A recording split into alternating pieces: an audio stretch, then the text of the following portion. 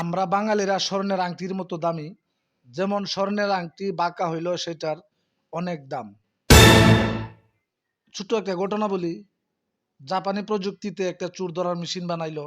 সেই মেশিনটা নিয়ে সিঙ্গাপুর 1 মাস রাখলো চোর ধরার জন্য, কিন্তু 1 মাসে একটা চোরও ধরা পড়লো না। তখন সেই মেশিনটাই আবার দুবাই নিয়ে ফিট করলো, ওইখানে 1 মাস রাখা হইলো, একটা চোর আর ধরা পড়লো না।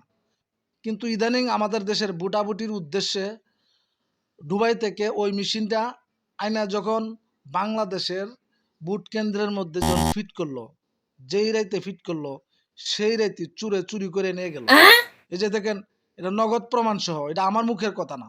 এই যে দেখেন, এটা এখানে কি লেখা আছে যে বুটের আগে এই বুট কেন্দ্রের সিসিটিভি চুরি হয়ে গেল।